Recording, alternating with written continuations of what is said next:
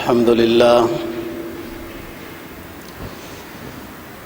لله وكفى والصلاة والسلام على من لا نبي بعده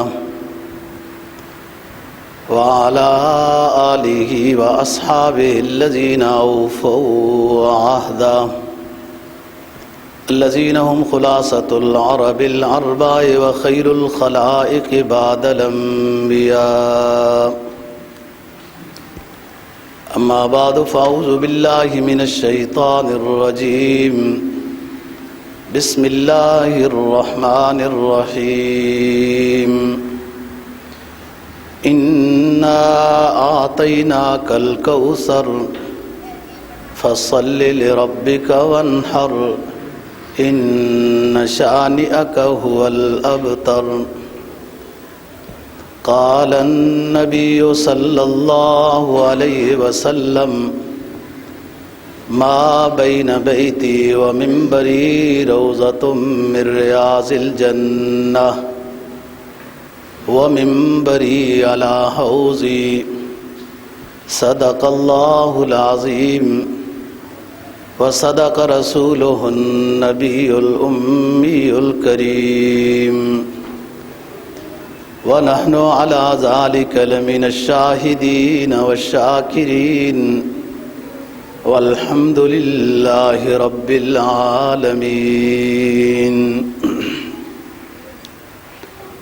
آخری پارے کی ایک چھوٹی سی سورت جس کا نام الکوثر ہے آپ کے سامنے تلاوت کی، اور ایک نبی پاک صلی اللہ علیہ وسلم کا فرمان تلاوت کیا ہے جس کو امام بخاری نے روایت کیا ہے. یہ چھوٹی سی سورت نبی پاک صلی اللہ علیہ وسلم کی شان اور عظمت بیان کرتی ہے. فرمایا اللہ رب العزت نے انا اعطیناک الکوثر، اے نبی ہم نے آپ کو کوثر عطا کیا ہے. فصل لربک وانحر، لہذا آپ اس عظیم نعمت کے بدلے میں شکر ادا کریں، نماز پڑھیں، قربانی کریں. ان شانئک هو الابتر، آپ کا جو دشمن ہے وہی مقطوع النسل ہوگا. جناب نبی پاک صلی اللہ علیہ وسلم کا جو فرمان تلاوت کیا ہے، آپ نے فرمایا کہ میرے گھر کے اور میرے ممبر کے درمیان جو جگہ ہے مسجد نبوی میں، یہ جنت کا ایک باغ ہے، جنت کا ایک ٹکڑا ہے. اور میدان حشر میں میرا ممبر حوض کوثر پر رکھ دیا جائے گا جس سے میں امتیوں کو پانی پلاؤں گا.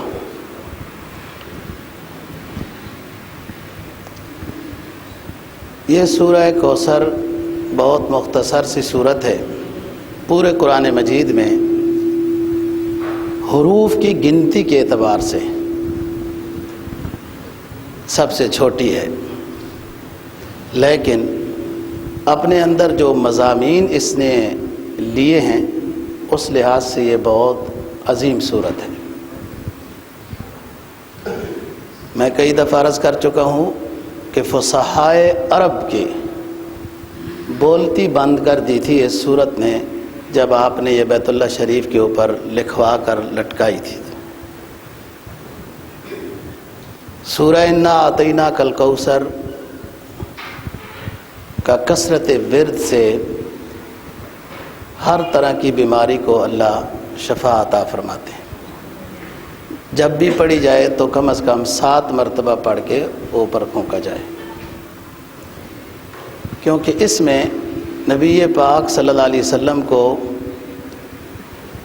خیر کثیر عطا کی گئی ہے.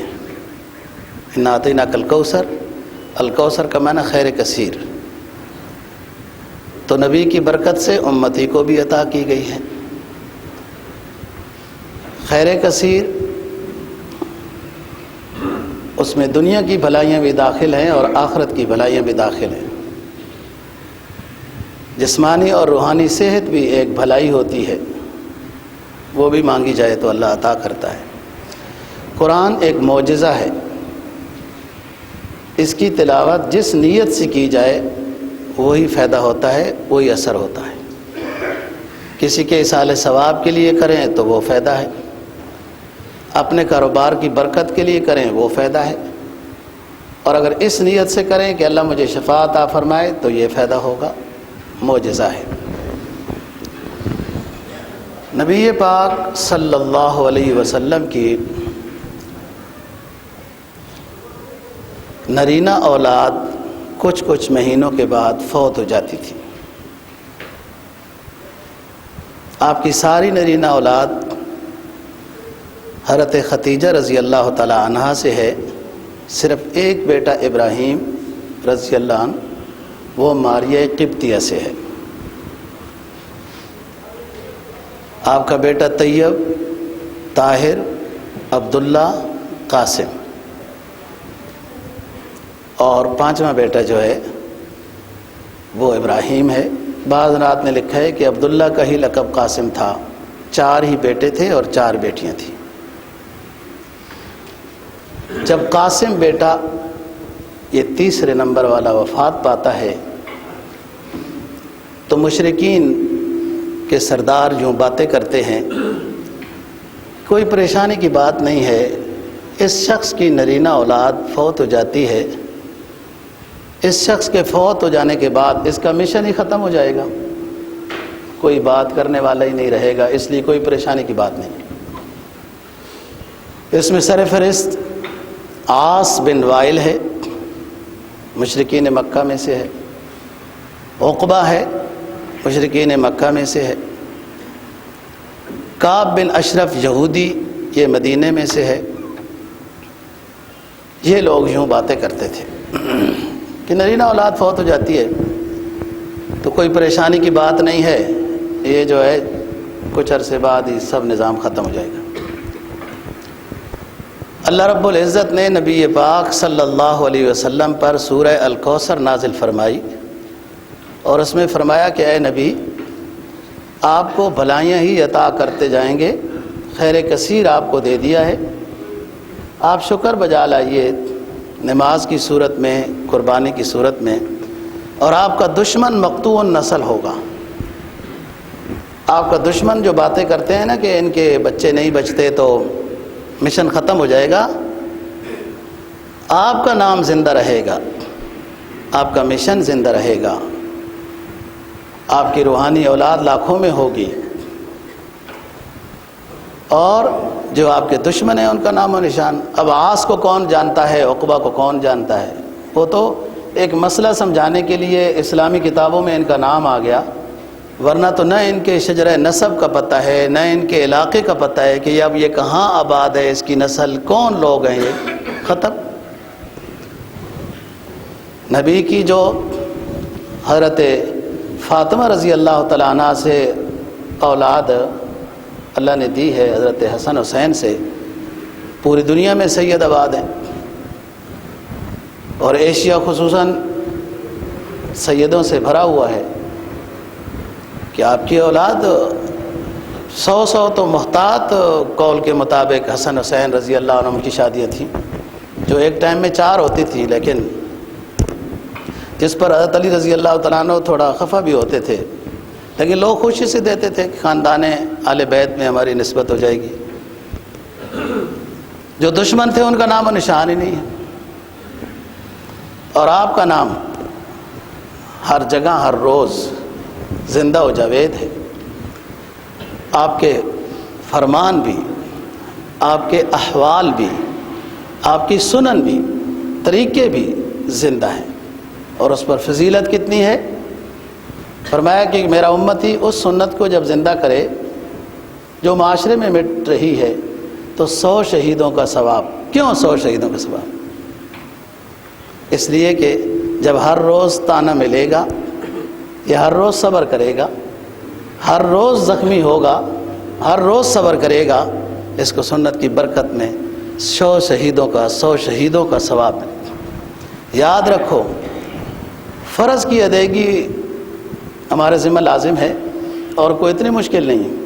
آپ نماز پڑھتے رہیں، کوئی ایسی بات نہیں، روزے بھی رکھیں، حج بھی کریں، کوئی ایسی تانا نہیں ہوگا۔ جب سنت کی بہاروں میں آؤ گے پھر دیکھنا کیسے تانے ملتے ہیں۔ سب سے پہلے داڑھی کی سنت، لباس کی سنت، اٹھنے بیٹھنے چلنے پھرنے کی سنت، گھر میں پردے کا حکم، پھر دیکھنا تانے کیسے ہوتے ہیں، پھر 100 شہیدوں کا ثواب ہوتا ہے۔ فرائض کی ادائیگی میں کوئی تانا نہیں ہوتا، سنت کی ادائیگی مشکل ہے، اس لیے اس پر انعام بہت بڑا ہے۔ فرض تو قرض ہے، نہیں کرے گا تو خطرہ ہے، ایمان بھی چلا جائے گا۔ تو فرمایا انا اعطیناک الکوثر، اے نبی ہم آپ کو الکوثر عطا کر رہے ہیں۔ الکوثر کا معنی خیر کثیر، بھلائیاں عطا کر رہے ہیں، دین کے اعتبار سے، دنیا کے اعتبار سے، آخرت کے اعتبار سے، آپ کو بھی آپ کے ماننے والوں کو بھلائیاں عطا کریں گے، خیر عطا کریں گے۔ اسی خیر کثیر میں نہر کوثر بھی داخل ہے، یعنی الکوثر خیر کثیر، اس تمام خیر کثیر میں ایک خیر نہر کوثر ہے کہ جو اصل نہر تو یہ جنت کی ہے۔ میدان حشر میں اس کے 2 پرنالے چھوڑے جائیں گے، ایک نبی پاک صلی اللہ علیہ وسلم کی امت کے لیے ہوگا اور ایک تمام امتوں کے لیے ہوگا۔ ہر نبی اپنے ماننے والوں کو حوض کوثر سے پانی دے گا، لیکن کسی کے امتی 4، کسی کے 10، کسی کا 1۔ حدیث میں آتا ہے بعض پیغمبر ایسے بھی آئیں گے ان کا ایک امتی بھی نہیں ہوگا کہ لوگوں نے بات ہی نہیں مانی، اور میں فخر محسوس کروں گا کہ میرے پاس حوض کوثر میں میرے امتی بہت ہوں گے، اور میری خواہش ہے کہ میری امت زیادہ ہو۔ اور یہ فرمایا کہ شادی ایسے خاندان سے کرو کثیر الودود الولود، جو زیادہ بچے دینے والے خاندان ہو ادھر سے شادی کرو، وہ محبت زیادہ کرتی ہیں۔ جس نسل میں بچے زیادہ پیدا ہوتے ہیں وہ نسل محبت کرنے والی زیادہ ہوتی ہے، اور میں کثرت امت سے میدان حشر میں فخر کروں گا کہ میرے چاہنے والے زیادہ ہیں۔ دنیا آپ کے پیچھے لگی ہوئی ہے جناب، خاندانی منصوبہ بندی آسٹریلیا میں نہیں کرتے، امریکہ میں نہیں کرتے، اپنے ملکوں میں نہیں کرتے، ان کو مسلمان زیادہ نظر آتے ہیں۔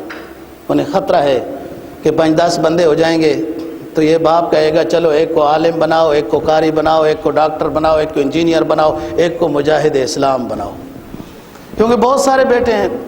ایک شہید بھی ہوگا تو فرق نہیں پڑے گا، 7 تو نظر آ رہے ہیں نا۔ جب بچے 2 ہی اچھے، یہ فلسفہ ہوگا، اس پر عمل ہوگا تو ہر وقت 7 ہی سامنے رکھے جائیں گے، اس کو دور کوئی لے جائے گا ہی نہیں، ادھر ادھر بھیجے گا ہی نہیں کہ 2 ہی بچے ہیں۔ ہاں، دشمن کی ہر چال اسلام کے خلاف ہے۔ بس اللہ وہ فراست عطا کرے کہ دشمن کے مکر و فریب کو ہم سمجھ سکیں۔ قرآن اعلان کرتا ہے رزق ہم دینے والے، یہ پہلے اپنے آپ کو ٹھیک کر لیں۔ انا اعطیناک الکوثر، اے نبی ہم آپ کو خیر کثیر عطا کریں۔ رسول پاک صلی اللہ علیہ وسلم نے حضرات صحابہ کو یہ بتایا کہ ایلا مقام سے لے کر صنعا یمن تک اتنا بڑا یہ حوض کوثر ہوگا، جو نہر کوثر سے یہ پانی آئے گا، اور میرا منبر وہ حوض کوثر پر رکھ دیا جائے گا، جس کے اوپر میں اللہ کے اذن سے وہاں بیٹھوں گا۔ اور میرے صحابہ میرے حکم سے، میرے اذن سے، میری اجازت سے، میرے صحابہ میرے امتیوں کو حوض کوثر سے پانی پلائیں گے۔ حوض کوثر کے پیالے وہ بہت زیادہ ہوں گے، چمکدار ہوں گے اور ستاروں کی مانند ہوں گے۔ یہاں عجیب ایک تشبیہ آئے گی، آپ سمجھنے کی کوشش کرنا۔ حوض کوثر پہ جو برتن ظروف ہوں گے وہ بہت زیادہ ہوں گے، امتی جو زیادہ ہوں گے، اور ستاروں کی مانند ہوں گے حوض کوثر پہ پیالے اور ظروف۔ حوض کوثر کا پانی دودھ سے زیادہ سفید، شہد سے زیادہ میٹھا، مشک سے زیادہ خوشبودار ہوگا۔ حوض کوثر کا پانی یاقوت اور مرجان، ان ہیرے جواہرات کے اوپر ہوگا۔ سائڈوں میں یاقوت کے خیمے ہوں گے جس پر میرے امتی حوض کوثر پہ پانی پینے آئیں گے تو بیٹھیں گے، آرام کریں گے، حضرات صحابہ ان کو پانی پیش کریں گے۔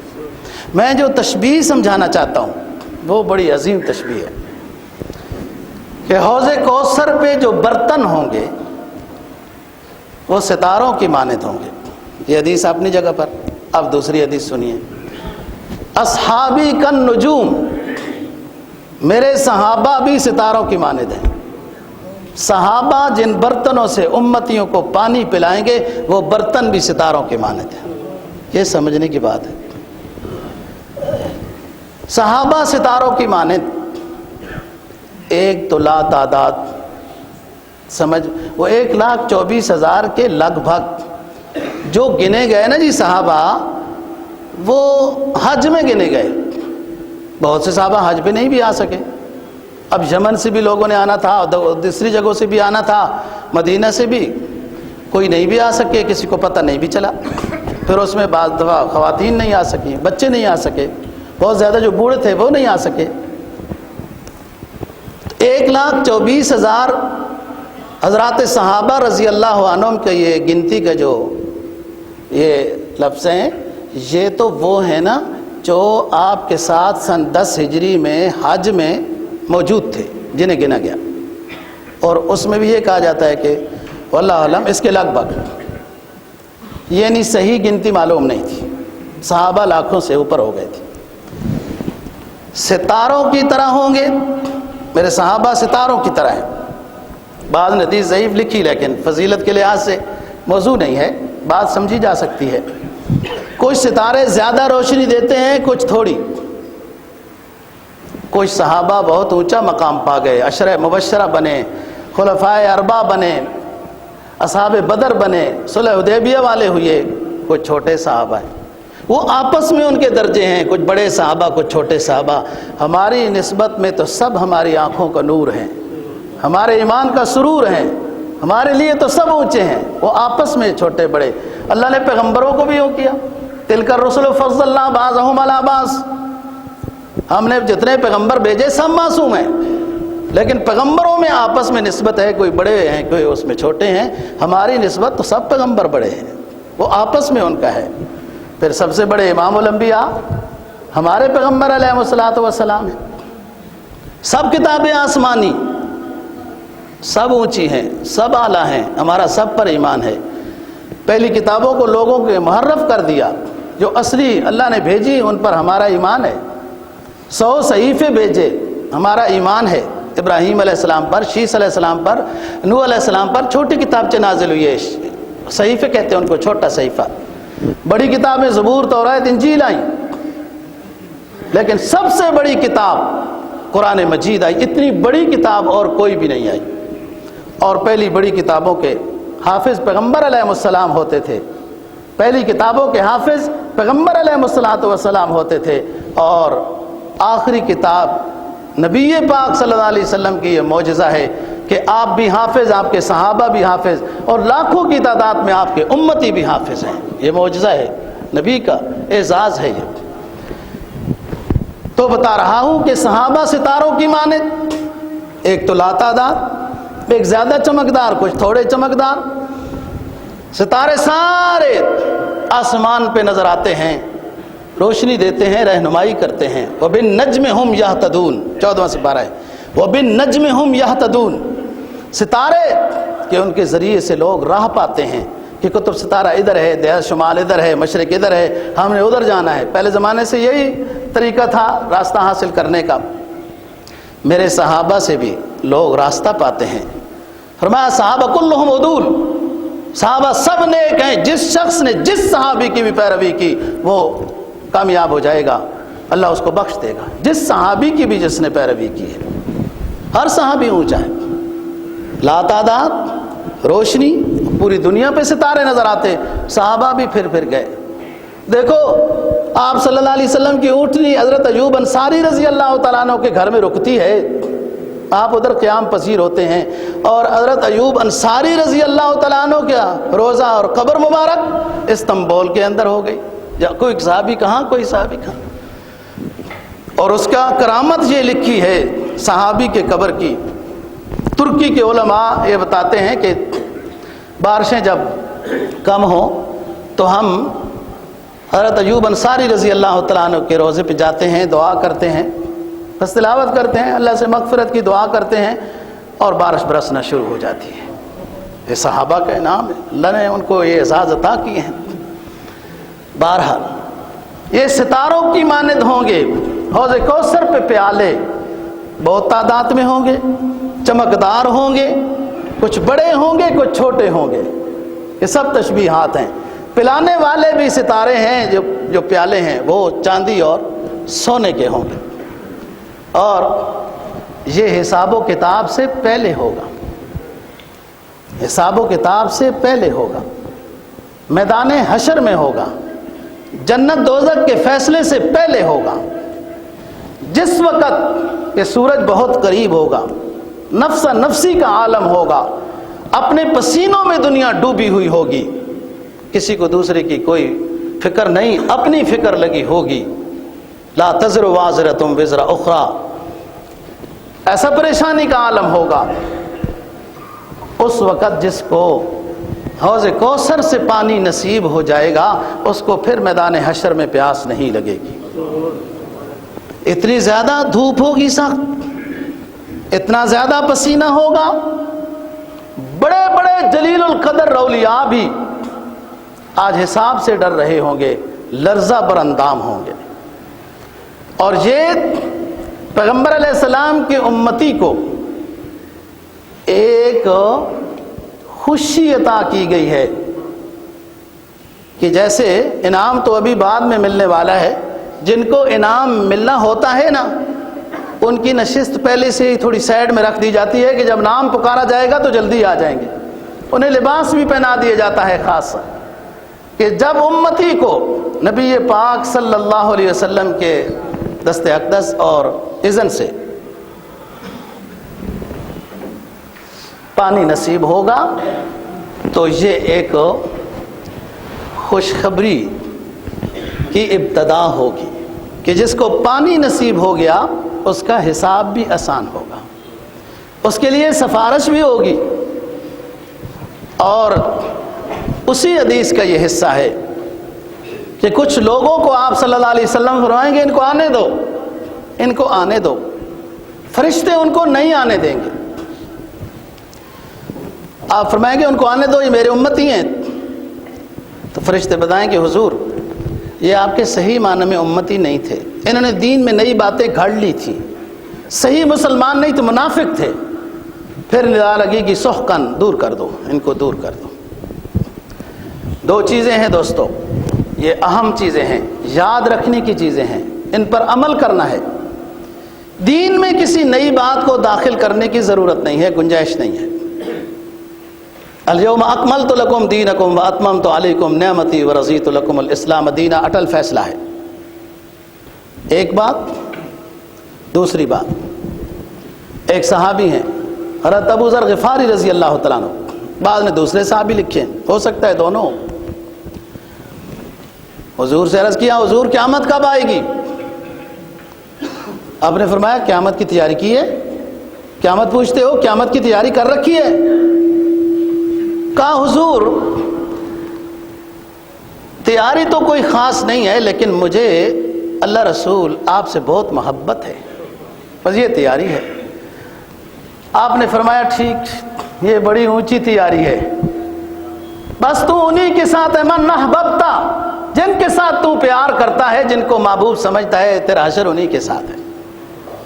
ایک تو یہ اللہ اور رسول کے ساتھ محبت حقیقی درجے کی ہو، رسم اور رواج یہاں نہیں چلتے، یہاں حقیقت چلتی ہے۔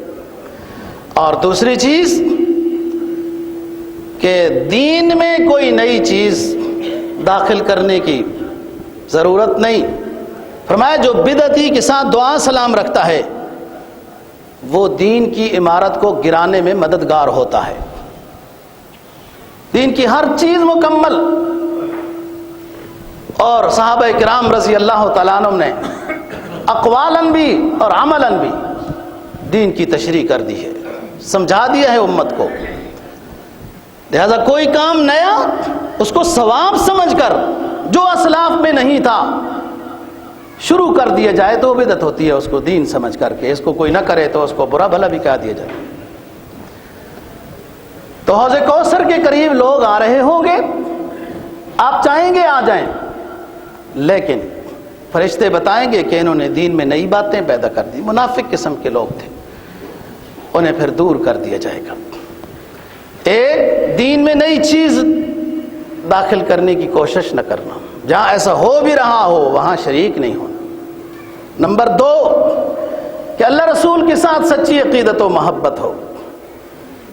جب سچی عقیدت و محبت ہوگی تو نجات ہو جائے گی۔ اعمال تو ہمارے بہت کمزور ہیں، اعمال پہ سہارا نہیں، سہارا اللہ رسول کے ساتھ حقیقی محبت کا ہے، پھر اس میں حوض کوثر سے پانی بھی نصیب ہو جائے گا، شفاعت بھی مل جائے گی۔ اور محبت دل کی دنیا کا نام ہے، شے مخفی ہے، وہ نظر کیسے آتی ہے؟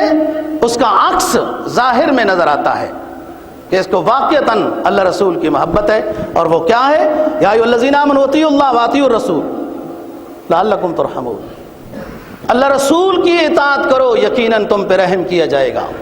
یہ محبت کا ظاہری عکس ہے۔ انا اعطیناک الکوثر، اے نبی ہم آپ کو خیر کثیر عطا کر رہے ہیں، دنیا کے لحاظ سے بھی عظیم جماعت دیں گے، آپ کے دین کو قیامت تک قائم رکھیں گے، آپ کے ماننے والے بے لوث ہر دور میں رہیں گے، آپ کی کتاب کو، آپ کے فرمانوں کو سینوں میں محفوظ کرنے والے اصحاب رجال ہر دور میں رہیں گے۔ یہ خیر کثیر ہے۔ آپ کا نام زندہ و جاوید۔ جبرائیل علیہ السلام آتے ہیں، عرض کرتے ہیں اللہ کے رسول پتہ ہے آپ کو کہ آپ کے رب نے آپ کو بلندی کیسے عطا کی ہے؟ آپ نے فرمایا اللہ عالم، مجھے نہیں معلوم، اللہ کو معلوم ہے کیسے بلندی عطا کی ہے۔ کہا اللہ رب العزت نے فرمایا اذا ذکرت ذکرت معی، جب بھی جہاں اللہ کا ذکر کیا جائے گا اے میرے آخری حبیب تیرا بھی ساتھ ذکر کیا جائے گا۔ پوری دنیا میں آپ جغرافیائی طور پر نظر ڈالیں، انڈونیشیا سے نظام شروع ہوتا ہے کہاں تک جاتا ہے؟ ہر تھوڑے ٹائم کے بعد اذانیں ہو رہی ہیں، ہر تھوڑے ٹائم کے بعد اس کا ٹائم ہو گیا، اب تھوڑی دیر کے بعد اس ملک کا ٹائم ہو گیا، تھوڑی دیر کے بعد اس ملک کا ٹائم ہو گیا۔ اللہ اکبر، اشہد ان لا الہ الا اللہ، اشہد ان محمد الرسول اللہ کی صدائیں بلند ہو رہی ہیں۔ یہ نبی کا اعزاز ہے، یہ خیر کثیر ہے، اور آخرت کے لحاظ سے خیر کثیر حوض کوثر میں سب سے زیادہ میرے امتی ہوں گے۔ اے نبی ہم نے آپ کو اتنا بڑا انعام عطا کیا، لہذا شکر بجا لائیے۔ فصل لربک وانحر، آپ نماز پڑھیے۔ شکر کا سب سے اعلیٰ درجہ نماز ہے۔ ایمان کے بعد ارکان اسلام میں رکن اعظم وہ نماز ہے۔ بے شک حقوق العباد کی بات بڑی اہم ہے، لیکن آخرت میں سب سے حساب پہلے نماز کا ہوگا۔ ایک جہت کو، اسلام کی ایک جہت کو لے کر دوسری چیزوں کو فراموش کر دینا یہ تو اسلام کی اتباع نہیں ہے۔ حقوق العباد کو بھی لے کے چلنا ہے، حقوق اللہ کو بھی لے کے چلنا ہے، اللہ کے احکام کو بھی، رسول کے احکام کو ماننا ہے، نواہی سے بچنا ہے، یہ ساری چیزیں لے کے چلنی ہیں۔ اللہ رسول کی اطاعت یہ محبت کا عکس ہے کہ واقعتاً اس کو اللہ رسول کے ساتھ محبت ہے کہ ان کے فرمانوں پہ جان دے دیتا ہے۔ تو آپ کو اے نبی ہم نے بھلائی عطا کی اور ہر آئے دن بھلائی عطا کرتے جائیں گے، لہذا آپ شکر بجا لائیے۔ فَصَلِّ لِرَبِّكَ، نماز پڑھیے، بعض رات نے سے عید کی نماز بھی لی بڑی، وَانْحَرْ، قربانی کیجئے، نہر اونٹ کی قربانی کو مطلق قربانی کو بھی کہتے ہیں۔ سب سے اونچی چیز شکر بجا لانے میں وہ نماز ہے۔ جس میں آتا ہے نا انسان سب سے زیادہ قریب اللہ تعالیٰ کے حالت سجدے میں ہوتا ہے، اللہ کو بہت پیار اور شفقت آتی ہے جب بندہ سجدے میں ہوتا ہے، سجدہ نماز میں ہے۔ قرآن مجید نے جہاں بھی بدنی عبادت کا ذکر کیا ہے وہاں ضرور ساتھ مالی عبادت کا بھی ذکر کیا ہے، یہ دونوں کے مجموعے کے ساتھ مقام تقویٰ ہے۔ اقیم الصلاۃ آتوا الزکاۃ، اقیم الصلاۃ آتوا الزکاۃ، پہلے پارے کی پہلی آیت فرمایا الف لام میم ذالک الکتاب لا ریب فیہ ھدی للمتقین الذین یؤمنون بالغیب ویقیمون الصلاۃ ومما رزقناہم ینفقون۔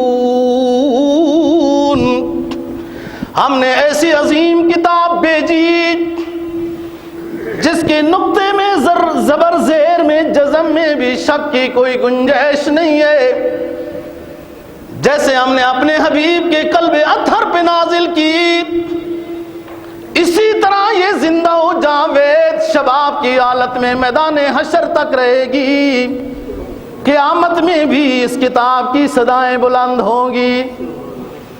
حافظ قرآن کو لہن داؤدی عطا کی جائے گی، اور کہاں جائے گا حافظ قرآن پڑھتے جاؤ، جنت کی سیڑھیاں چڑھتے جاؤ، جہاں آخری والناس کہے گا وہاں جنت کا تیرا اونچا مقام ہوگا۔ ان غریب والدین کو بلایا جائے گا جنہوں نے اپنے لخت جگر کو دور کر کے مدرسوں میں بھیجا اور کچھ نہ کر سکے دین کے لیے تو اپنے بچوں کو حافظ قرآن بنا دیا۔ ندا لگے گی حافظ قرآن کے والدین کو تاج پہنا دیا جائے، اس تاج میں موتی ایسے رکھے جائیں جو ایک ایک موتی سورج اور چاند ستاروں سے زیادہ روشنی عطا کرے گا۔ اے نبی یہ کتاب ایسی جس کے زبر زیر میں ذرہ برابر بھی کوئی شک کی گنجائش نہیں ہے، لا ریب فیہ ھدی للمتقین، اللہ سے ڈرنے والوں کے لیے بڑی عظیم رہنمائی کرتی ہے۔ اللہ سے ڈرنے والے کون ہیں؟ ہر کوئی دعویٰ کرتا ہے میں ڈرنے والا ہوں، میں اللہ والا ہوں۔ قرآن خود بتاتا ہے متقی کون؟ الذین یؤمنون بالغیب ویقیمون الصلاۃ ومما رزقناہم ینفقون۔ بہت ساری چیزیں ان ایمان والوں نے نہیں دیکھی، لیکن اللہ کے رسول نے بتا دی، ایمان والوں نے ایمان لایا۔ بالغیب جنت نہیں دیکھی، اللہ رسول نے فرما دیا ہمارا ایمان ہے۔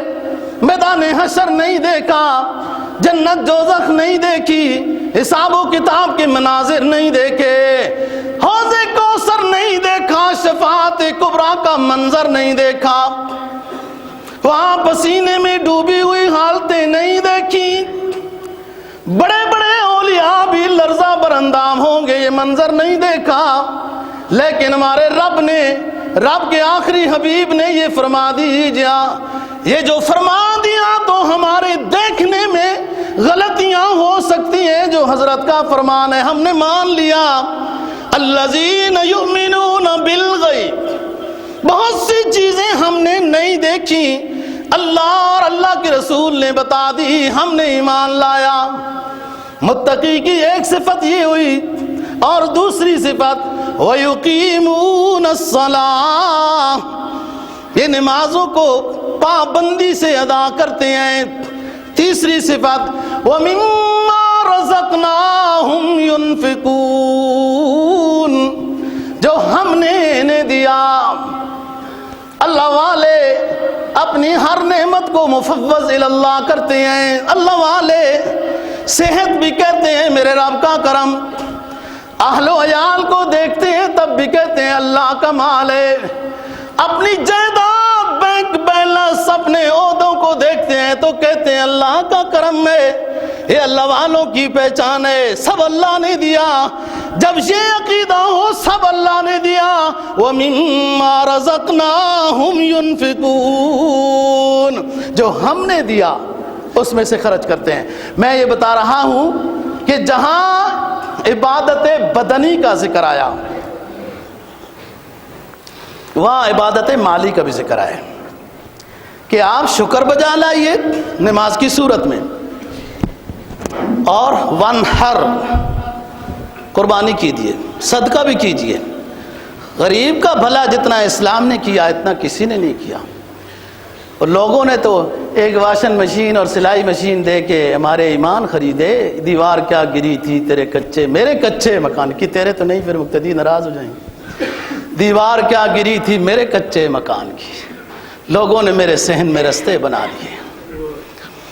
غربت کے ساتھ کھیلتا ہے دشمن، اسلام دشمن غربت کے ساتھ کھیلتا ہے۔ کبھی 2.5 کلو ڈبہ گھی کا تقسیم کر کے، کبھی واشنگ مشین دے کے لوگوں کو ایمان سے دور کرتا ہے۔ مما رزقناہم ينفقون، اللہ کہتے ہیں میں نے دیا، اس میں سے خرچ کرو۔ اور خرچ کدھر کرو؟ اپنے غریب رشتہ داروں پہ خرچ کرو، پڑوسیوں پہ خرچ کرو، جو غریب نظر آئے اس پہ خرچ کرو، یعنی اپنے ہی بندوں پر خرچ کرو، اپنے ساتھیوں پہ خرچ کرو، اس کا بھی انعام پاؤ، ساتھی کا بھی بھلا ہو، اس کا بھی انعام دوں گا اور ساتھی کا بھی بھلا ہوگا۔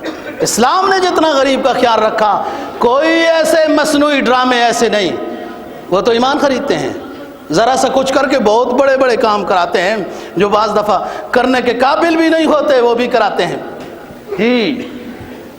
قرآن مجید نے جہاں کہیں بھی عبادت بدنی کا ذکر کیا ہے، ساتھ عبادت مالی کا ذکر کیا ہے۔ صحابہ اکرام رضی اللہ تعالیٰ عنہ نے ایک دفعہ پوچھا ماذا ينفقون، اے نبی کتنا خرچ کریں؟ فرمایا کل العف، جو فالتو ہے اللہ کے راستے میں دو، جو فالتو ہے اللہ کے راستے میں، اپنا بھی خیال کرو، جو فالتو اللہ کے راستے میں دو۔ اللہ کے راستے میں کس کو دو؟ جہاد میں دو، اشاعت دین میں دو، غریبوں کو دو، یہ سب اللہ کے راستے میں انفاق فی سبیل اللہ ہے۔ فرمایا ہم نے اے نبی آپ کو خیر کثیر عطا کیا ہے، نبی کے طریقہ کار میں، نبی کی سنت کی اتباع میں خیر رکھی ہوئی ہے۔ خیر کوئی حاصل کرنا چاہتا ہے خیر اور بھلائی اغیار کے راستوں میں نہیں، اللہ رسول کے راستے میں خیر ہے، اور وہ سب سے بڑی خیر سکون کی زندگی ہے، راحت کی زندگی ہے۔ اللہ اور رسول کے راستے میں چلنے میں انسان کو راحت ہوتی ہے، سکون ملتا ہے، طبیعت میں جلا پیدا ہوتا ہے، انشراح ہوتا ہے، خوشی ہوتی ہے۔ حدیث ہے جناب نبی پاک صلی اللہ علیہ وسلم کا فرمان ہے اذا سرت کا حسنتوں کا وَإِذَا سَاءَتْ کا سیئتوں کا فَأَنْتَ مُؤْمِنٌ۔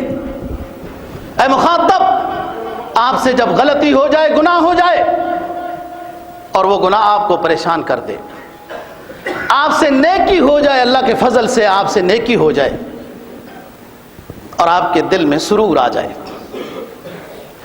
گناہ ہوا پریشانی آ گئی، نیکی ہوئی دل میں خوشی آ گئی، سمجھ لے فَأَنْتَ مُؤْمِن، تو مومن ہے کہ گناہ نے تجھے مضطرب کر دیا، جب تک تو توبہ نہیں کر لیتا گناہ پریشان کر کے رکھتا ہے، اور جیسے کچھ راحت ملے۔ یہ توبہ کی توفیق بھی ایک نعمت ہے، اس پر بھی شکر بجا لایا جائے۔ ایک عربی شاعر کہتا ہے نا، ہر چیز ہر عضو سے اللہ کا شکر بجا لانا چاہیے، مال سے بھی، بدن سے بھی، اولاد سے بھی، سب چیزوں سے بھی۔ ایک مقام تو عارف کا ہوتا ہے نا جی، وہ جب منزلیں طے کرتا ہوا عارف اللہ کی معرفت کو حاصل کر لیتا ہے تو اس عارف کے جسم کا ہر عضو اللہ اللہ اللہ کرتا ہے۔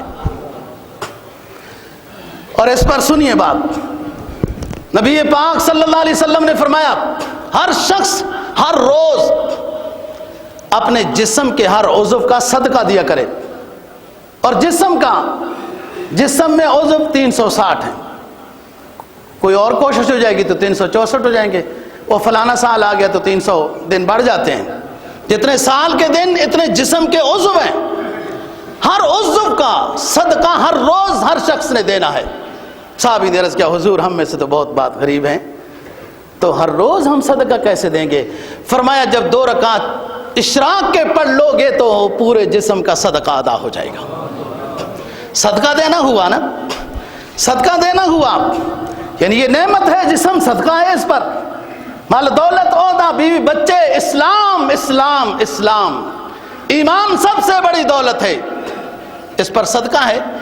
ایک تو عارف کا مقام ہے جو اس مقام پہ پہنچتا ہے کہ اس کا جسم خود ہر عضو اللہ اللہ کرتا ہے۔ اس منزل تک پہنچنے کے لیے بہت مجاہدہ چاہیے، اور اگر نہیں تو جو ظاہری اعضاء ہیں، زبان ہے، آنکھ ہے، ان کو گناہوں سے بچائے، اتباع میں لگائے تو شکر ہے، گناہوں سے بچائے۔ یہ آنکھ، یہ کان، یہ دماغ، یہ ہاتھ، یہ پاؤں، یہ صلاحیت، یہ عہدہ، یہ کاروبار، یہ پیسہ اللہ رسول کی ناراضگی میں خرچ نہ ہو تو یہ بھی شکر ہے، اس کی رضا میں خرچ ہو۔ فرمایا فادتکم النعماء منی ثلاثۃ یدی ولسانی والضمیر المحجبات، افادتکم النعماء منی ثلاثۃ یدی ولسانی والضمیر المحجبات۔ اے مسلم، جب تمہیں راحت آئے کوئی نیکی کر، جب تجھے کوئی نعمت ملے، تیرے جسم کا ہر عضو اللہ کی شکر گزاری میں لگ جائے، زبان بھی شکریہ کرے، اعضاء و جوارے بھی شکر ادا کرنے لگ جائیں۔ شکر کا سب سے اعلیٰ درجہ دوستو یہ ہے اللہ کی جتنی نعمتیں ہیں وہ اللہ اور اللہ کے رسول کی خلاف ورزی میں استعمال نہ ہوں۔ صحت ہے، پیسہ ہے، آنکھیں ہیں، ہاتھ ہیں، کان ہیں، دماغ ہے، عہدہ ہے، صلاحیتیں ہیں، وزارت ہے، بادشاہی ہے، سب نعمتیں جو اللہ نے عطا کی ہیں اللہ اور رسول کی مخالفت میں خرچ نہ ہو، اس کی رضا میں خرچ ہوں، یہ شکر آوری ہے۔ جب اتباع ہوگی اللہ رسول کی، اللہ کی رحمت بھی مچل جائے گی۔ اللہ تو اعلان کرتا ہے قُلْ إِن كُنتُمْ تُحِبُّونَ اللَّهَ فَاتَّبِعُونِي يُحْبِبْكُمُ اللَّهُ يَغْفِرْ لَكُمْ ذُنُوبَكُمْ واللہ غفور الرحیم۔ اے ایمان والو، محبت کے بغیر میری رضا نہیں ملے گی، محبت کے بغیر اللہ رب العزت فرماتے ہیں میری رضا نہیں ملے گی۔ میری رضا کو تلاش کرنا چاہتے ہو تو میرے محبوب پیغمبر کی سنتوں کی اتباع میں آ جاؤ، میں وہاں مل جاؤں گا۔ قُلْ إِن كُنتُمْ تُحِبُّونَ اللَّهَ، اللہ سے محبت کے دعوے دار بن چکے ہو، میرے محبوب پیغمبر کی کامل اتباع میں آ جاؤ، میں مل جاؤں گا، راضی ہو جاؤں گا، گناہوں کو مٹا دوں گا، مغفرت کا اعلان کر دوں گا، اپنی رحمت کی جھولی میں لے لوں گا۔ محمد کی غلامی صلی اللہ علیہ وسلم، محمد کی غلامی دین حق کی شرط اول ہے، اگر اس میں ہو خامی تو سب کچھ نامکمل ہے۔ محمد صلی اللہ علیہ وسلم کی غلامی سند ہے آزاد ہونے کی، خدا کے دامن توحید میں آباد ہونے کی۔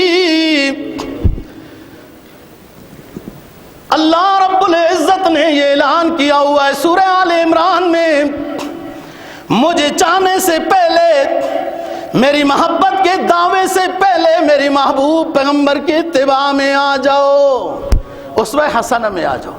لمن اراد ان یذکر او اراد شکورا، سمجھو بات کو، لقد کان لکم فی رسول اللہ اسوۃ حسنۃ لمن کان، جو شخص ارادہ کرتا ہے اپنے آپ کو پاک کرنے کا، صاف کرنے کا، تزکیہ نصیحت حاصل کرنے کا، شکر بجا لانے کا، اس کا طریقہ یہ ہے کہ پیغمبر اسلام صلی اللہ علیہ وسلم کی اسوہ حسنہ میں آ جاؤ۔ میں دیکھو مختلف جمعوں پر اس موضوع پر بات کر رہا ہوں، میں یہ چاہتا ہوں کہ ہمارے دلوں میں رسول پاک صلی اللہ علیہ وسلم کی عظمت و محبت آئے۔ جب کسی کی عظمت و محبت آ جائے تو اس کی ہر اعلیٰ اور ادنیٰ بات ماننے میں کوئی مشکل نہیں ہوتی۔ اللہ تعالیٰ یہ صلاحیت نصیب فرمائے۔ وآخر دعوانا